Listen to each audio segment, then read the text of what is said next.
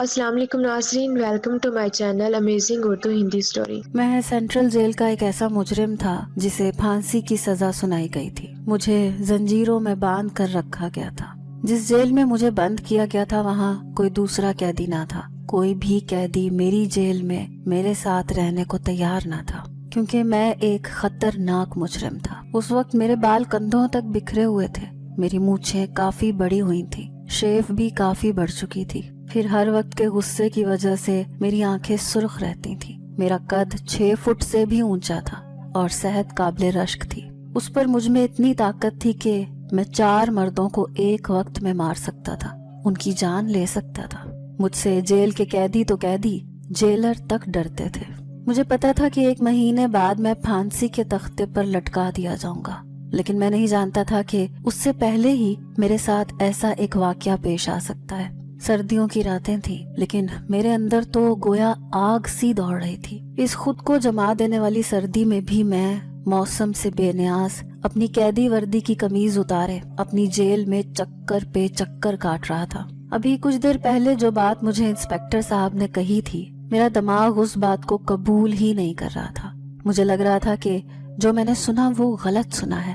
پھر ایسی فرمائش کیسے کوئی کر سکتا ہے، وہ بھی ایک مجرم کے ساتھ؟ شاید اس عورت کا دماغ خراب ہو گیا ہے۔ میں نے کبھی اس عورت کو دیکھا تھا، نہ میں جانتا تھا کہ وہ کون ہے اور کیوں میرے ساتھ ہی ایسا کرنا چاہتی تھی۔ میں جس قدر اس بارے میں سوچ رہا تھا اتنا ہی الجھتا جا رہا تھا۔ مسلسل کئی گھنٹے سے میں اپنی چھوٹی سی جیل کے اندر بے چینی سے چکر پہ چکر کاٹ رہا تھا۔ اس سرد موسم میں، جما دینے والی سردی میں، بنا قمیض پہنے میں پسینے سے شرابور تھا۔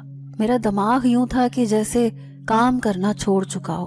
حالانکہ مجھے میرے گروہ میں ماسٹر مائنڈ کہا جاتا تھا، کیونکہ میں ایسے لوگوں کے قتل کرتا تھا کہ قتل ہونے والے کو خبر ہوتی تھی اور نہ ہی کوئی مجھے پکڑ سکتا تھا۔ میں اپنے پیچھے اپنا کوئی بھی سراغ نہیں چھوڑتا تھا۔ یہ تو میں نے خود اپنے آپ کو پولیس کے حوالے کیا تھا، ورنہ ابھی تک شہر میں دندناتا پھر رہا ہوتا۔ یہ پولیس میرا کچھ بھی بگاڑ نہیں سکتی تھی۔ میرا دماغ کمپیوٹر کی طرح چلتا تھا۔ لیکن جو بات کچھ دیر پہلے انسپیکٹر سے سن کر آ رہا تھا، اس نے میری عقل کو حیران کر دیا تھا۔ میں یہی سوچ رہا تھا کہ آخر ایسا کیوں ہے؟ وہ لڑکی یا عورت جو بھی ہے، ایسا کیوں چاہتی ہے؟ میں اپنی سوچوں میں گم تھا جب جیلر نے ڈنڈے سے میری جیل کی سلاخوں پر دستک دی۔ میں نے چونک کر دیکھا تو وہ کہنے لگا، انسپیکٹر صاحب کہہ رہے ہیں کہ کیا سوچا ہے تم نے؟ میں پہلے ہی پریشان تھا۔ اس پر جیلر کی بات پر میرا لہجہ ذرا سخت ہوا۔ میں نے کہا، میں ایک بار اس لڑکی سے ملنا چاہتا ہوں۔ میں جاننا چاہتا ہوں کہ آخر وہ لڑکی مجھ سے ہی کیوں ایسا کام کروانا چاہتی ہے۔ جیلر نے مجھے دیکھا، پھر اپنی جیب سے ایک سگریٹ نکال کر میری طرف بڑھائی۔ سگریٹ کا میں پہلے سے ہی عادی تھا، اسی لیے میں نے سگریٹ لی اور منہ میں دبا لی۔ اس جیلر نے لائٹر سے میری سگریٹ جلائی اور ایک سگریٹ اور جلا کر اپنے منہ میں رکھ لی۔ کہنے لگا، مرنے سے پہلے تجھے یہ بڑا حسین موقع مل رہا ہے، کم بخت کیوں بحث میں گوانا چاہتے ہو؟ وہ کون ہے کون نہیں؟ ارے عیش کرو، نیکی کا کام ہے، نیکی کی نیکی اور عیش کے عیش۔ اس کی بات سن کر مجھے بہت غصہ آیا۔ میں نے وہ جلتا سگریٹ کھینچ کر اس جیلر کے منہ پر مارا۔ وہ گھبرا کر پیچھے ہٹا تھا۔ اس کے پیچھے ہٹنے سے وہ سگریٹ زمین پر جا کر گرا۔ جیلر غصے سے مجھے دیکھنے لگا، کہنے لگا، یہ کیا بدتمیزی ہے؟ میں ویسے بھی کسی سے نہیں ڈرتا تھا اور بے خوف قسم کا تھا۔ میں نے کہا، دیکھو، بے شک میں قاتل ہوں، مجھے پھانسی کی سزا ہو چکی ہے، مجھے پتا ہے کہ میں مرنے والا ہوں، لیکن مجھے موت کا خوف نہیں تھا۔ خوف تو میں نے ویسے بھی بہت پیچھے چھوڑ دیا تھا، لیکن یہ بھی سچ ہے کہ آج تک میں نے کبھی کسی عورت کو بری نظر سے نہیں دیکھا تھا۔ میں نے اس جیلر سے غصے سے کہا کہ اگر میرے سامنے تم نے کسی بھی عورت کے بارے میں ایسی بکواس کی تو میں مرنے سے پہلے ایک قتل تمہارا کر دوں گا۔ جس غضبناک لہجے میں میں نے اس جیلر سے یہ کہا تھا، وہ جیلر بری طرح سے گھبرا گیا، فوراً وہاں سے رفو چکر ہو گیا۔ میں نے جیل کا ایک کونا سنبھال لیا۔ نیند بھی آ رہی تھی، لیکن صبح مجھے اس انسپیکٹر کو جواب دینا تھا۔ میں سوچ چکا تھا کہ میں اس بات سے انکار کر دوں گا، لیکن مجھے اس عورت کی عقل پر بھی حیرت تھی، اس لیے ایک بار اس سے ملنا چاہتا تھا، اس سے بات کرنا چاہتا تھا کہ وہ ایسا کیوں چاہتی ہے۔ لیکن یہ بھی سوچ چکا تھا کہ میں اس بات سے انکار کر دوں گا، یہ کام میں نہیں کر سکتا۔ اگلے روز جب اسی پولیس انسپیکٹر نے مجھے اپنے پاس بلایا تو 2 پولیس اہلکار کے ساتھ میں انسپیکٹر کے آفس میں گیا۔ وہ سامنے کرسی پر بیٹھا تھا، کافی پریشان تھا۔ مجھے دیکھ کر پوچھنے لگا کہ کیا سوچا تم نے؟ میں نے کہا مجھے اس لڑکی سے ملاقات کرنی ہے، اس سے کچھ پوچھنا چاہتا ہوں، پھر اپنا فیصلہ بتاؤں گا۔ یہ سن کر انسپیکٹر غصے سے مجھے گھورنے لگا، کہنے لگا فیصلہ تو ہو چکا ہے، جو میں نے تمہیں کہا ہے وہ تمہیں ہر حال میں کرنا پڑے گا۔ پوری زندگی تم نے گناہوں میں گزار دی، مرنے سے پہلے ایک ثواب کا کام کر جاؤ۔ میں نے کہا کہ میں نے آج تک کسی کے فیصلے پر سر نہیں جھکایا، اور یہ آپ بھی اچھے طریقے سے جانتے ہیں۔ اگر آج میں اس جیل میں موجود ہوں تو یہ بھی میرا اپنا فیصلہ تھا، اس لیے یہ فیصلہ میں اس وقت کروں گا جب اس لڑکی سے ملاقات کروں گا، اس سے پوچھوں گا کہ آخر وہ میرے ساتھ ہی ایسا کیوں کرنا چاہتی ہے۔ میں جاننا چاہتا ہوں کہ وہ ایسے مجرم کے ساتھ جس نے نہ جانے کتنے قتل کیے ہیں اور 1 ماہ بعد پھانسی کی سزا سن چکا ہے، اس کے ساتھ ہی ایسا کام وہ کیوں کرنا چاہتی ہے۔ میں یہ بھی نہیں سوچ سکتا تھا کہ یہ پولیس والوں کی کوئی چال ہے یا یہ وہ مجھ سے راز اگلوانا چاہتے ہیں،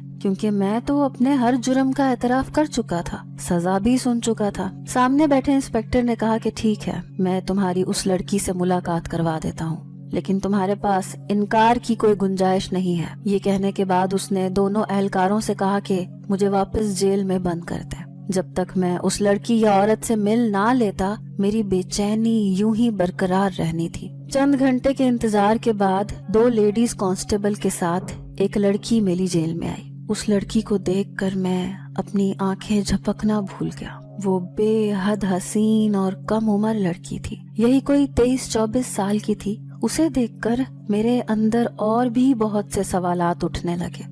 یہ کم عمر سی نازک سی لڑکی کیسے میرے جنون کو اپنے وجود پہ سہ سکتی ہے؟ مجھے اس لڑکی کی عقل پر شبہ ہونے لگا۔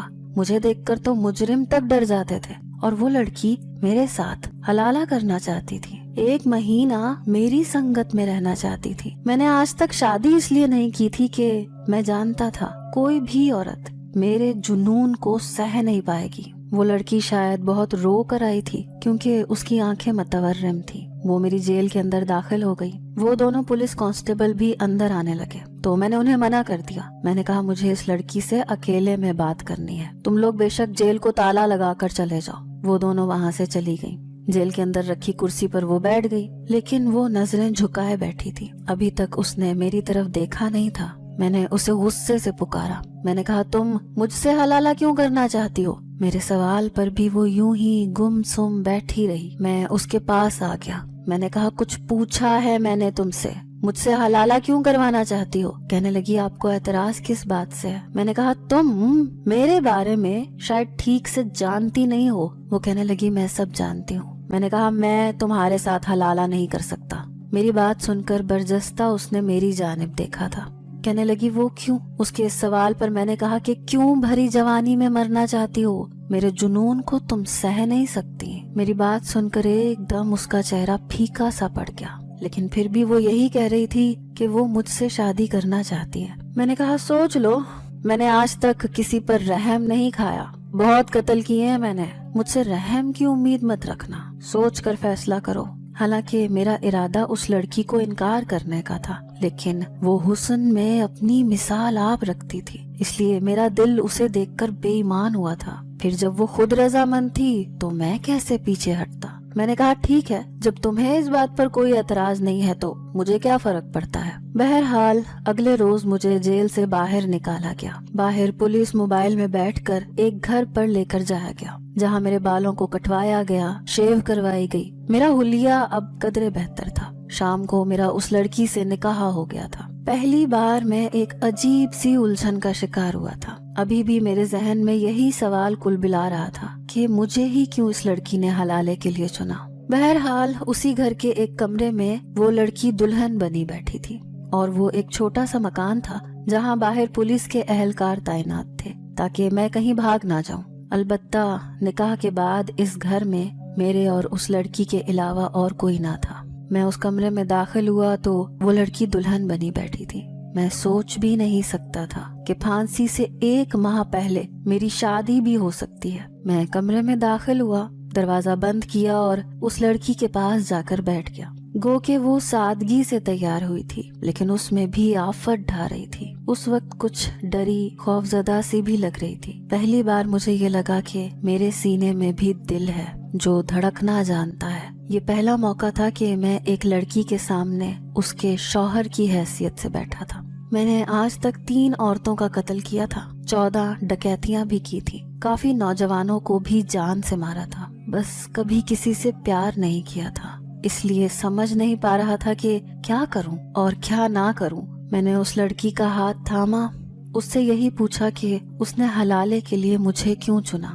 कहने लगी, मैं आपको अभी वजह नहीं बता सकती, लेकिन बता दूंगी। मैंने कहा, हलाला क्यों करवाना चाहती हो? जिस शख्स ने एक बार तुम्हें छोड़ते हुए नहीं सोचा, वो बाद में क्या सोचेगा? वो कहने लगी, ये आपका मसला नहीं है। मुझे उसकी इस बात पर गुस्सा सा आने लगा। वैसे भी मैं गुस्से में बहुत तेज था, बहुत जल्द आग बगोला हो जाता था, इसलिए मैंने उसका दुपट्टा उसके सर से उतारा। नाजरीन, इस स्टोरी का बकिया हिस्सा सुनने के लिए वॉच करें पार्ट 2। उम्मीद है आपको हमारी आज की स्टोरी पसंद आई होगी। हमारी हर आने वाली नई वीडियो को सुनने के लिए हमारे चैनल को सब्सक्राइब कर लें और बेल आइकन को प्रेस कर दें। हमारी वीडियो को लाइक और शेयर कर दें। इसी के साथ दें मुझे इजाजत। अल्लाह हाफिज।